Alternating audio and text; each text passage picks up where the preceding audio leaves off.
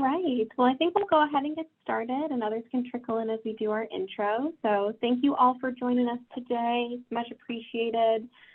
This is our panel, Go Slow, Whales Below, Slow Speed Save Whales. My name is Kathleen Collins. I'm our U.S. Marine Campaigns Manager here at the International Fund for Animal Welfare, otherwise known as IFA. And just to kick us off before we hand it over to the panel, I'm just going to do some brief scene setting, and we'll be doing some audience Q&A at the end of today's session. So please feel free to write any questions that you might have in the chat, bottom of your screen. And with that, we'll go ahead and get started. So today's panel is going to largely focus on the North Atlantic right whale. And I just wanted to lay the land really quickly. So to prime the conversation, the North Atlantic right whale has a habitat that runs from the Gulf of St. Lawrence down to the east coast of Florida. It is critically endangered as listed as the IUCN Red List, and there are approximately 336 right whales remaining, with less than 90 reproductive females remaining in the population. And the three main threats to North Atlantic right whales are entanglement, vessel strikes, and climate change. Population numbers are also changing very rapidly in this population, and so rapidly, in fact, that we often get updated numbers on the cats and the known deaths before we're even able to get a fully updated population number. So for today's conversation, we're going to focus on the threat of vessel strikes. Now, collisions between vessels and marine mammals are recognized as one of the most serious conservation concerns for whale populations globally. Most collisions involve large whales, but all marine mammal species can be affected. Vessel collisions are often fatal either immediately or within days of impact. And vessel strikes don't only happen with large industrial ships. In fact, some of the largest threats come from smaller vessels, including those under 65 feet. Collisions with these smaller ships are not only risking the lives of the whales, but it also can cause serious damage to the boat and put the passengers of the boat at risk. And for those of you in our audience who might not dabble in boating, you might be asking yourself why you should care and why anyone would care about one single species, given the many threats that are facing our marine ecosystems, from climate change to overfishing and ocean pollution. Well, this impressive panel that we've pulled together today is here to tell you a little bit more. Before we hand it over, we're just going to do some basic level answers there.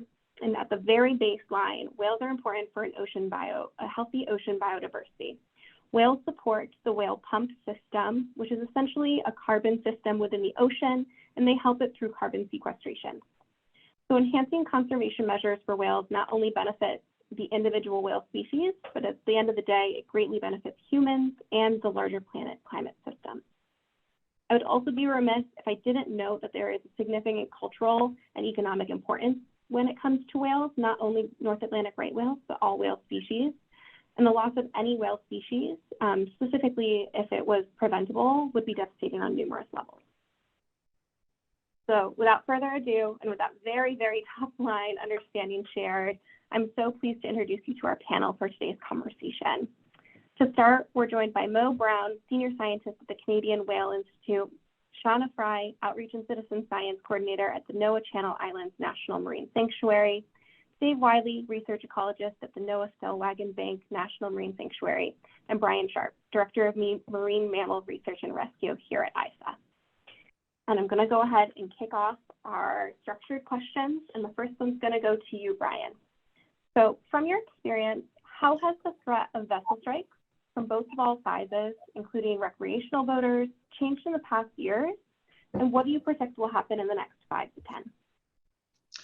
Well, that's a great question. One of our duties as part of directing the rescue research team here at IFA is to assist state, federal, and other NGO partners in necropsies or animal autopsies. So our job is to determine the cause of death for dead stranded right whales. That is not an easy job. And one of the things that research that came out of that was in 2019, just a few years ago, published a paper looking at what's killing right whales. It was a time period of 15 years. In that time period, over 70 right whales died. 43 had a cause of death determination. Of that, 16 were vessel strikes. So in a 15-year period, more than one right whale per year were dying due to vessel strikes. The image that you put up during the intro was a good example and a very recent example of the impacts these has. Anyone can look at that and see what the teams were dealing with when that animal died. That happened just a little over a year ago, back in February of 2021. That was a calf that had only been sighted a month prior. It was down in the cabin grounds off of Florida. A 54-foot vessel was coming into St. Augustine. Captain, mate were on lookout, hit, without seeing them, hit a mother and calf right whale. 2 days later, the calf stranded on the beach. The mother was sighted day after that with severe injuries. The vessel itself, and Kathleen hit on this is not just a whale issue, but it's also a human safety issue. That vessel basically had to be run aground to stop from sinking. So 54-foot vessel that weighed about 27 tons. It was a large sports fishing vessel. To put that in comparison, that's pretty much the size and weight of a tractor trailer going through the water at 21 knots. So you can imagine the impacts that we're seeing in these animals and during these necropsies. Blubber muscle contusions, lacerations, the blunt force injuries, skull and vertebral fractures. So the impacts are severe to these animals, and then also the human safety factor. Anecdotally, working on boats, we're seeing increases in marine traffic, commercial as well as recreational. You can't go to a marine yard anybody you talk to at the marine yards will tell you the increase that they've seen, and people recreating, using the water, which is a good thing. But that's where that cohabitation, we will run into these kinds of impacts. And so trying to figure that out, and so ways to kind of mitigate those threats.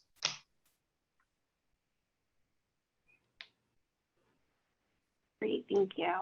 And I want all panelists to be able to chime in on any questions, even if you're not called out. So I will just put out that welcome. But really quickly, hearing all of that, Brian, and thinking strategically as we're trying to get on this path in the U.S. of reducing that risk of vessel threats, I imagine it's critical for industry buy-in if we want to make a significant impact. And Dave and Shauna, I know that the two of you have both been spearheading some pretty impressive efforts from corporate responsibility initiatives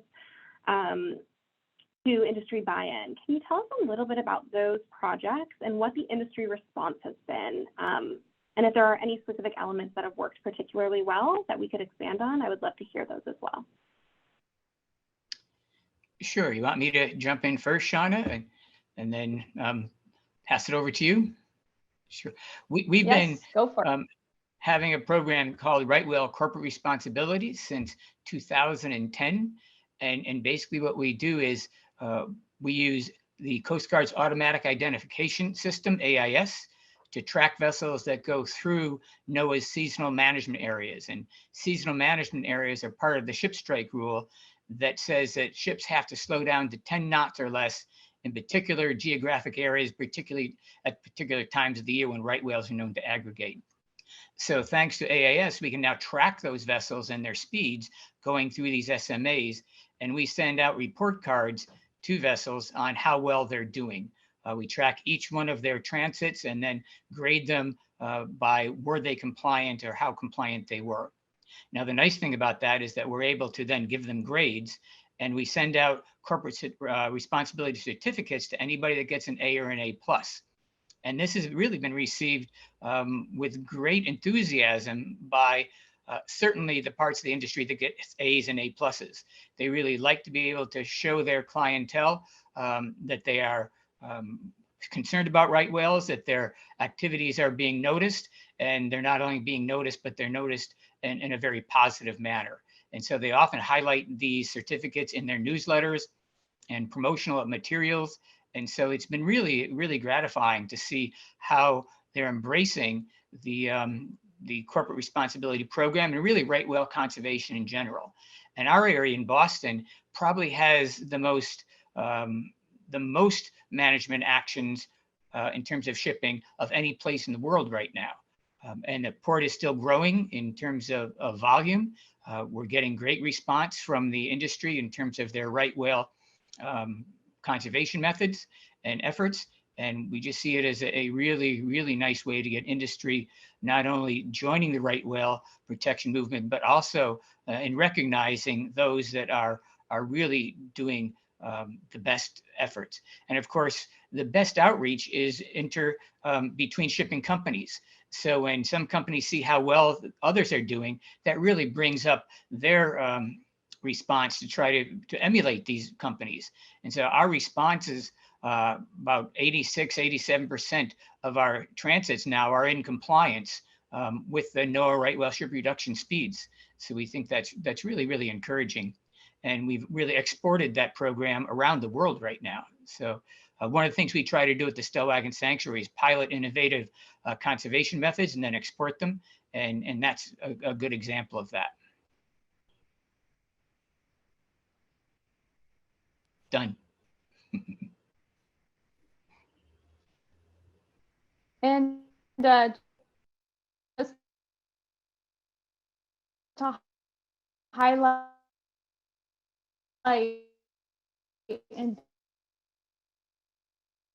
build upon Dave, if are you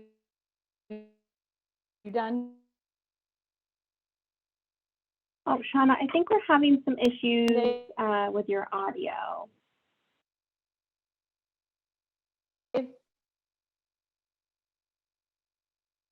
Right. Well, when Shauna figures out her audio, I think we'll come back, let her answer that question once her audio reconnects. Do we have you now? Build upon what Dave was talking about. Okay, I think we'll let Shauna figure out that audio. A program so called Blue Whales, Blue Skies, and we are working with the shipping industry to California, and we started that in 2014, and have definitely seen the program expand. We have, okay, can you hear me now? It's still a little glitchy.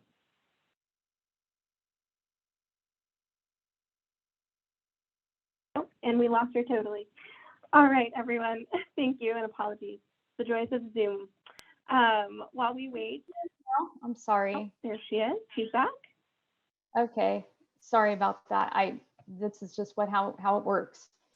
So I don't know anything that I said, but I was building upon Dave's comments about the program on the East Coast in Stellwagen, and basically the California Marine Sanctuaries looked toward what was happening with the right whale issue to manage an unusual mortality event we had in 2007, where there were a bunch of blue whales were struck and killed by ships, and we knew we had a problem. And basically, a lot of these endangered populations, as it's been sort of alluded to, if too many are removed from the population, then we're going to have an issue with sustainability. And we had to solve these problems by engaging with the shipping industry. So we started the Blue Whales, Blue Skies program, and that is working with the shipping companies to slow to the 10-knot speed to reduce the risk of fatal ship strikes. And the program has, since 2014, has definitely expanded and grown, and has enabled us to not only reduce the threats to the fatal ship strikes, but also improve air pollution, reduce emissions off the coast of California, as well as actually reduce ocean noise, because when ships go slower, it reduces their sound impacts on the sea. So we've seen multiple benefits. We've had the program expand, and in terms of corporate responsibility, this year we've added a brand ambassador program where we're trying to connect the supply chain and sustainable choices when selecting shipping companies. And so some of the companies that we are working with, our businesses that are using them are looking toward the ones that are participating in our Blue Whales, Blue Skies program. So we're kind of trying to close the loop. And we also just recently became an EPA Smart Ways affiliate in our program. So that's another way of connecting industry companies and nonprofits and other organizations to come together on sustainable choices in commerce. So it's a multifaceted issue that can provide benefits not only to whales, but to people with air quality in our case in California with what we're doing. So we feel like so far the voluntary programs have been making progress. Great, thank you. And I think all of those multifaceted approaches are really what's essential to make sure that we can actually have the greatest impact. So I'm glad to hear that those have been successful.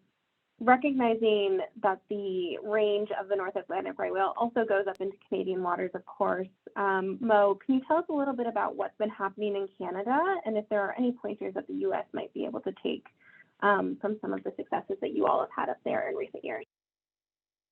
Thank you, Kathleen. Hi, everyone. Happy Oceans Day from Eastern Canada.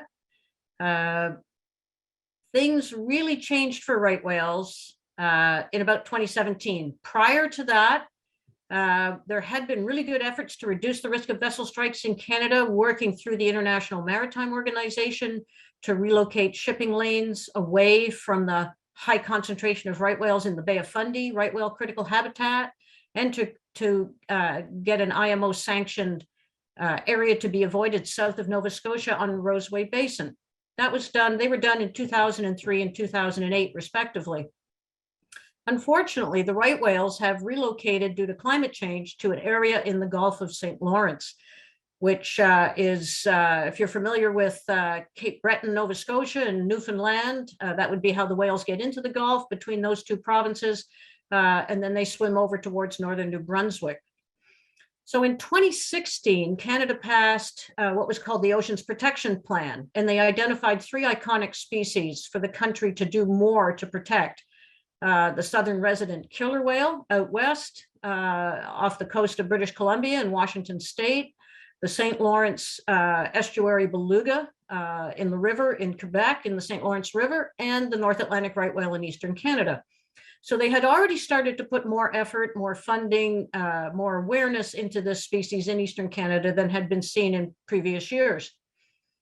In 2017, there was an unprecedented mortality event of right whales in the Gulf of St. Lawrence. These whales had moved from an area where they had some level of protection from vessel strikes in the Bay of Fundy and south of Nova Scotia on Roseway, as I previously mentioned. And of the 12 mortalities in 2017, a few of those were from vessel strikes, and again in 2019. So in Canada, transportation safety is actually done through maritime safety, marine safety is done through Transport Canada. So it is not done through Fisheries and Oceans Canada, which would be analogous to the National Marine Fisheries Service and NOAA in the US. In Canada, it's a separate agency, and they have taken a very, very aggressive mandatory approach to dealing with right whale vessel strikes. Measures have been put in place throughout the Gulf of St. Lawrence, where there is a huge area, over 200,000 square hectares, of water surface. Speeds have been reduced to 10 knots or less from the end of April until the middle of November. So this is a huge area, huge amount of shipping traffic going here into the Gulf of St. Lawrence, into the St. Lawrence River, and up into the Great Lakes. So it's a major marine corridor, transportation corridor for goods and services into both Canada and the US. There is a shipping corridor where vessels are permitted to go their normal operational speeds. That corridor is surveyed by aircraft every good weather day from the end of April until November 15th. If a right whale is detected, then various sections of it are subject to a speed reduction of 10 knots or less. The real key to the success of the 99% compliance that is being seen in Canada is the enforcement. Transport Canada is using automatic identification system, both from land-based and satellite-based receivers, to monitor vessel traffic. If a vessel's going 10.1 knots, an investigation is launched. And administrative monetary penalties have been issued to vessels that have not been in compliance. This has been ongoing since late 2017. These measures are adapted annually as we learn more and more about right whales. 2 years ago, an additional measure has been added called a seasonal restricted area, where speeds are actually reduced to 8 knots or less, and vessels are not permitted to transit through that area. And that is called the Shediac Valley, which is the core of where the right whales aggregate by the time they set up in July and August. So very, very strict measures, high levels of enforcement. And knock on wood, we've been doing well the last few years.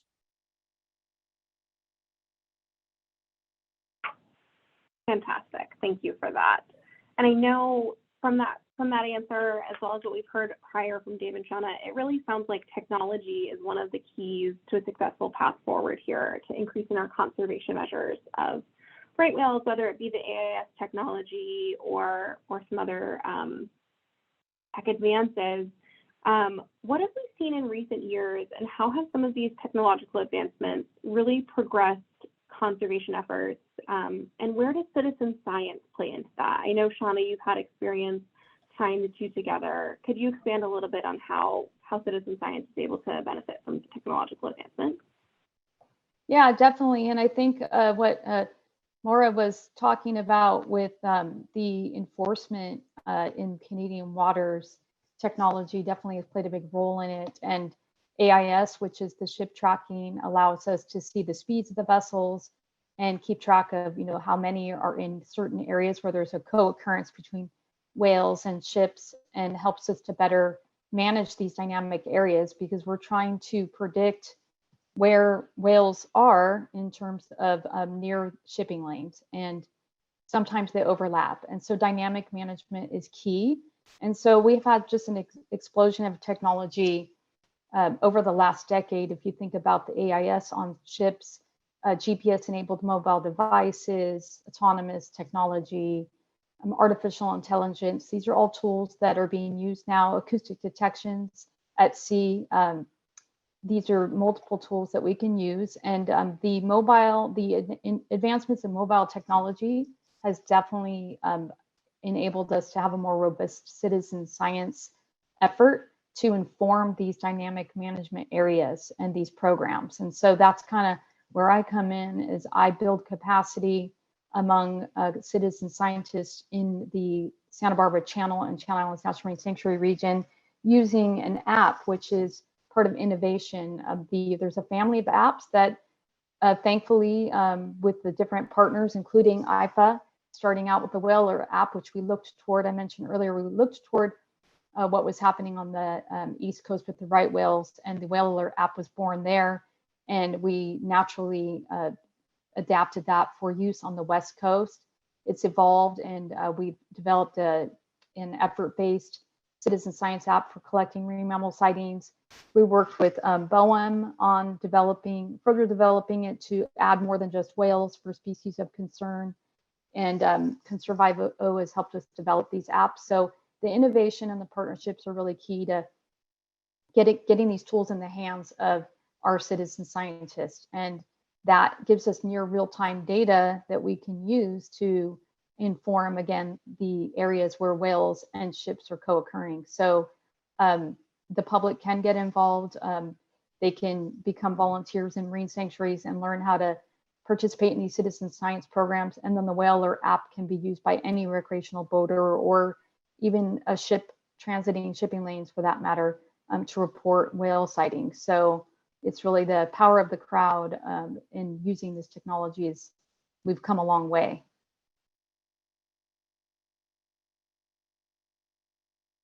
Yeah, just to add to that, as Mo was saying, climate change is really causing whales to redistribute themselves in space and time. And we really don't know too much about that. And there's only so many scientists looking in so many places. So by having citizen science and the Whale Alert app, as Shauna was just saying, we can start looking. If all of a sudden citizen science are finding lots of whales at location A where we haven't been looking, we can redistribute our effort to those areas and do a more stringent type of data collection. But we'll know where to go to look, because suddenly citizen science will be telling us that, whoa, here's a place that we haven't been traditionally looking, and suddenly there's lots of whales showing up there. So it's really, really important, particularly in light of the climate change causing animals to pop up in places where we haven't historically thought of them as being, such as the Gulf of St. Lawrence, as Mo was talking about. So very important and very powerful. And as Sean was saying, Whale Alert is a free app that is really a great way for the general public, not only see what whales are around, but also to contribute to science in a really important way. And thanks to IFAW. Yes, and I'll just add that the citizen science data also is complementary to other programs like the Whale Safe program I mentioned with the Benioff Ocean Initiative off of the Santa Barbara Channel, where there's a listening buoy to detect fin and humpback whales. And so the citizen science apps can actually confirm that, yes, a whale was seen from the surface of the water and also heard with a listening buoy, and that information can be used for the management. So it actually is very powerful, the connection. With some help from Dave Wiley and others, we actually brought Whale Alert up into Canada a few years ago. And it's really interesting who's using it. You know, it's all about eyes on the water. And the more eyes you can have on the water, the more you're going to see. And researchers can't be everywhere.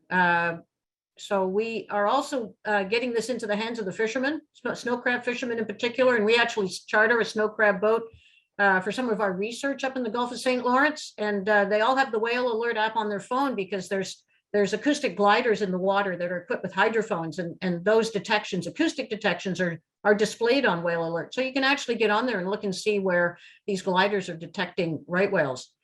We're working actually to try and make it more of a one-stop shop. We have some funding from some supporters that have helped Canadian Whale Institute really do the outreach for all of this work in Canada. It's, you know, NGOs can be a lot more nimble than the government, and we do work with Transport Canada to help do outreach on their measures to various different, to everyone in the shipping industry, but more importantly right now in Canada, to the cruise ship industry, because they're just resuming after a 2-year hiatus. And it's interesting, they've changed a lot of their schedules now. Because of the slowdown, the tremendous slowdown, they can't go through these waters anymore at their normal operating speeds. They have to slow down to 10 knots, and they have to go around seasonal areas that are restricted to all vessel traffic, from all vessel traffic. And so now they're starting to transit through more areas during daylight, and we're getting them all tuned up with Whale Alert so that just as Dave says, you know, if we all of a sudden see a bunch of whale sightings, right whale sightings or other species coming in, that's going to put a point on the map for us to go and have a look at to see if that's a new aggregation area that maybe we're not aware of yet. So yeah, hugely valuable. Thank you.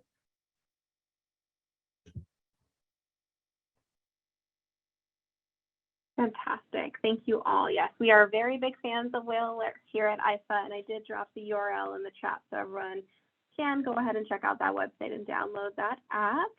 And we're at the last 15 minutes, and so we did want to share the space with the audience. We want to be able to take your questions and make sure that the panel can answer them. I do have a few here to start that came in directly to me. So this is open to anyone on the panel. Are there any indications that the mandatory speed restrictions have a greater conservation impact than the voluntary ones? I know this was hinted at, but I think the more we could hear about this, the audience would appreciate it. Well, I think the mandatory measures are just that. They're mandatory. There isn't an option. And with the high level of enforcement, there really isn't an option to whether or not you're going to comply. You are obliged to comply, and the high level of enforcement, I think, has resulted in a very high level of compliance. And these measures also occur elsewhere. If there's an aggregation of right whales seen outside the Gulf or in other parts, the same process goes in place. So I'll leave it up to my US colleagues to respond, but I think mandatory has been a really big step forward here in Canada. Yeah, I have to echo that. In the US, with a few exceptions, Shauna being one, and there's another example in New Zealand. But other than that, voluntary measures have not been, and let me repeat, not been very successful in protecting right whales. Compliance has been almost non-existent in almost all cases. So really we need mandatory regulation, and it needs to be expanded to much larger areas if right whales are going to survive. And I'll just add that as far as voluntary compliance, we've definitely seen an increase over the last 7 years since we started working on our incentivized program. Many of the shipping companies have actually turned down the incentive payments which is helping us to expand our outreach and this corporate responsibility model. But one thing I will say is that the shipping companies, in terms of the ones we've had relations with, do want to be involved. They want to help, and they don't want to come into port with a whale on the bow of their vessel. So they seem to be interested in the voluntary measures, and we're hopeful that we will start to see even a more of an increase as we keep expanding the program.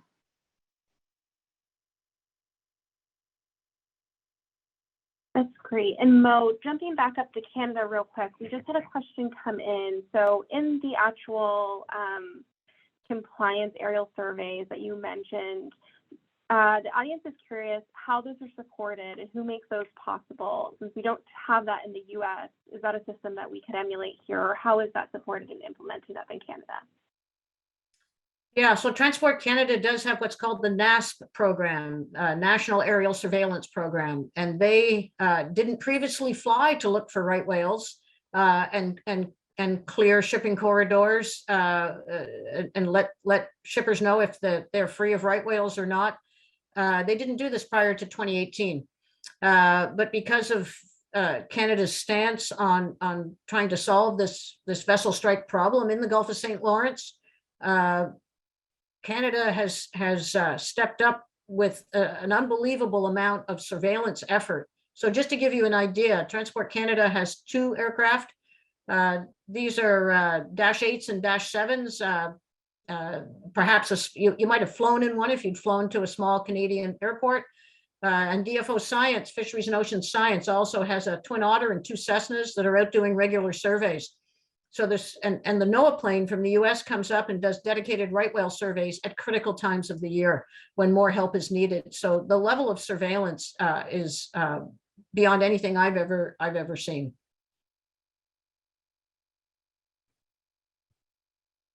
Great, thank you. And the next question can be for Canada or the US, but what would a mariner or a boater do if they do unfortunately happen to hit a whale? What does that process look like? What are those next steps for that?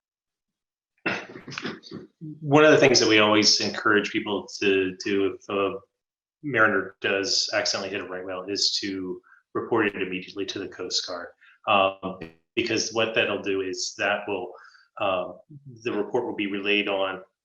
Researchers will be able to get out, survey that area, try to find the whale, see what injuries did happen to the whale, the severity of those injuries. Also, in the unfortunate event of a mortality, it allows us to better ground truth our data. When we're investigating a vessel struck right whale, we're backwards trying to do the forensics of, assuming the size of the prop and the speed of the vessel. If we can get that very critical information from the captain of the vessel, it aids us a huge amount, because that is important to helping us prevent this in the future. It lets us know, like the case I mentioned earlier of the dead calf that you showed during the intro. The captain was incredibly helpful, giving us the speed, the size of the vessel, the size of the prop, and that's incredibly important information for us, and can be used to help hopefully prevent these in the future.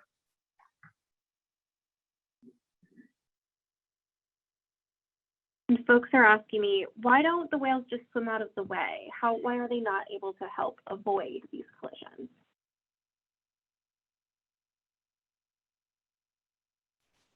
Well, whales do try to swim out of the way. I've been trying to put tags on whales for 30 years, which requires us to closely approach whales with a long pole to put a suction cup on their back. And I can guarantee you that that's a very hard thing to do. The whales are very, very large.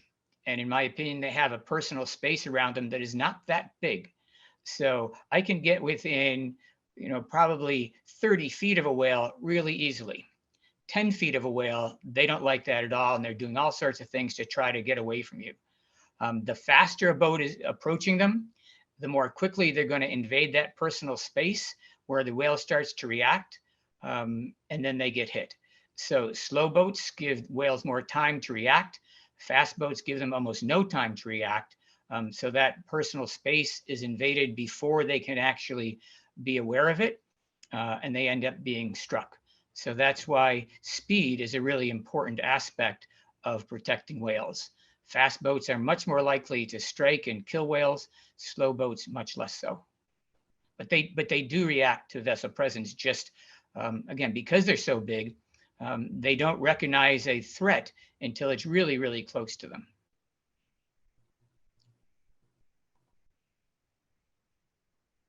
And I know we talked about incentives for some of our industry partners, but there is a question of what kind of incentives are out there for recreational boaters, other than, of course, not wanting to hit a whale, but are there any other kind of incentives in place to make sure that they're actually complying with the speed regulations that are voluntary in this case, I think?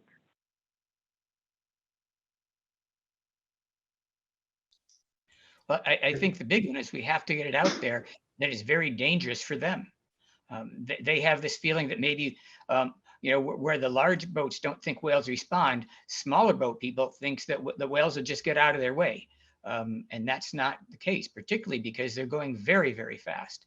And they, in most parts, don't realize the danger to themselves and their vessels or their boats if they do strike a whale. So I think, in our outreach, we really have to start emphasizing how dangerous it is for these boats and the people on them to hit a whale, as much as it is for the danger of the whale to be struck, because there aren't any regulations for them yet.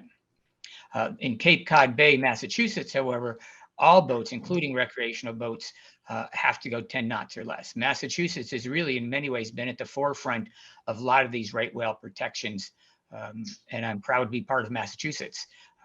But I think for recreational boats, getting it out that it is really dangerous for them is really important.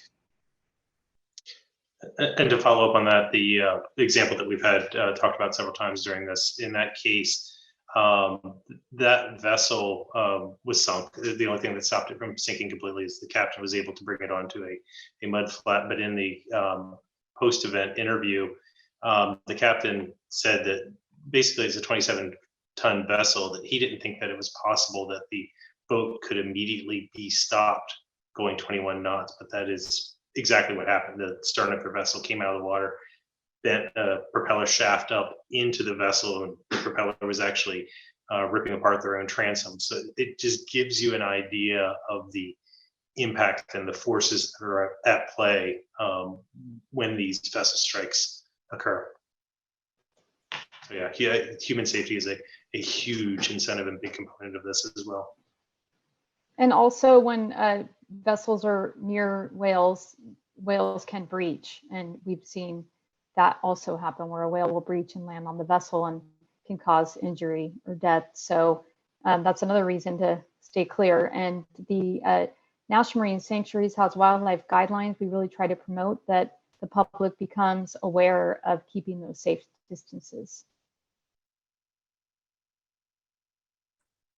In Canada, we have new marine mammal regulations that were put in place in 2018, requiring all vessels to stay at least 100 meters, a little over 100 yards away from all marine mammals, 200 yards if it's a mother-calf pair or if it's an animal that's resting at the surface. So that's not just for whale watching, that's for all boaters. For the most part, now that right whales have moved to the Gulf of St. Lawrence, there's very little recreational traffic that is an issue, because the whales are 40, 50 miles offshore. And most of the recreational boats up there are on the smaller side. But Transport Canada has expanded the rules to vessels 13 meters, 50 feet, whereas most of the regulations are for vessels 65 feet and longer. In Canada, where they're actually focusing as well on a slightly smaller class of vessel that includes fishing vessels at 50 feet and longer. So getting down into that recreational range, but again, not quite as much of an issue in Canada. Great, thank you. And our next question, what is already happening between the US and Canada? So all of the government bodies, the NGOs, all of the researchers, how can everyone work together to take all of these measures that are already in place and working so well in different pieces to put it together to create a cohesive conservation measurement? Is that already in place, or is there a way for everyone to work together to better support the conservation measures of right whales?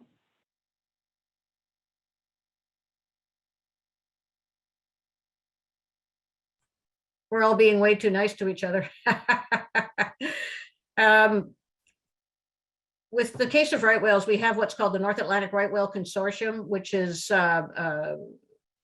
it is an archive database maintained for photo ID of right whales and many other species of whales as well. We have a meeting once a year that is attended by researchers, educators, conservationists, and government policymakers on both sides of the border.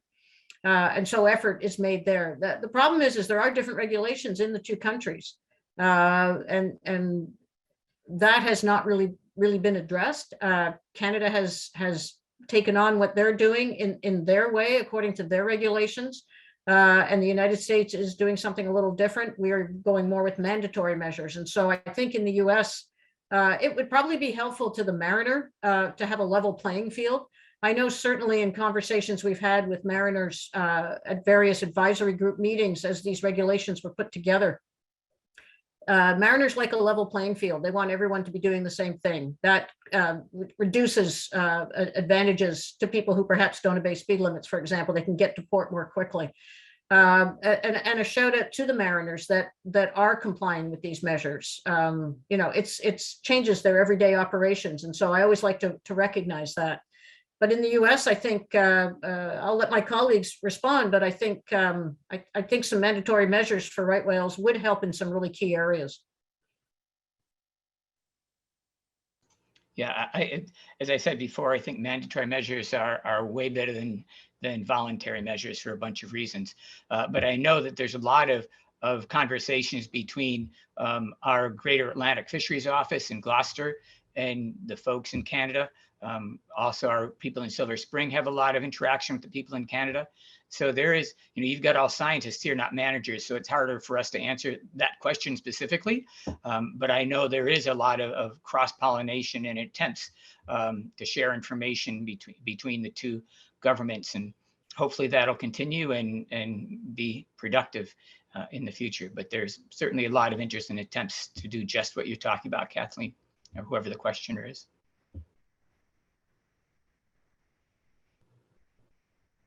Great, thank you. Well, with 2 minutes left, I would love to just do a little bit of a round robin of the one thing that you would really hope that the audience takes away from this conversation. And Mo, will go ahead and start with you. You're at the top of my screen.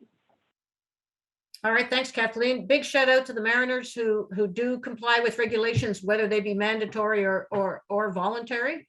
And download Whale Alert on your phone. You know, if you're anywhere near the shoreline, you can use it to report all kinds of whale sightings, not just right whales. Obviously, for us, right whales need the most help, and so they're the most important for us right now. But you can be part of this as a citizen scientist and contribute to us learning more about marine mammals around our coastlines. Thank you. Donna? You know what? Actually, I would definitely suggest using the Whale Alert apps and becoming an informed consumer.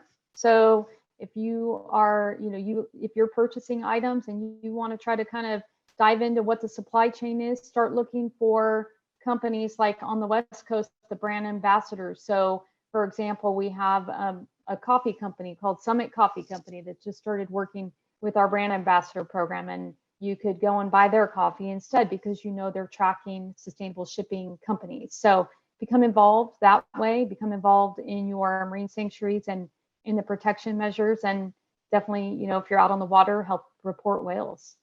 So those are all good things to do. Great, thank you. Dave and Brian, final words in the last minute. Well, I'll jump in, Brian, give you the last word here. I think as you've been hearing here as scientists, we have a good idea of what it's going to take to save right whales. We need increased compliance with speed regulations. We need those regulations and zones to be larger and longer in duration. and spatial extent. And if those things occur, then right whales have a very good chance of surviving. If those things don't occur, then right whales have a very good chance of going extinct within the lifetime of people that are probably in this meeting. So again, a lot of it comes down to policy, people getting involved with their congressional people, pushing for right whale conservation. That's really going to be the key. We as researchers will continue to do our best. But again, we do our research to inform policy decisions. So if those policy decisions are not being made, then all the research that we do really does not particularly help.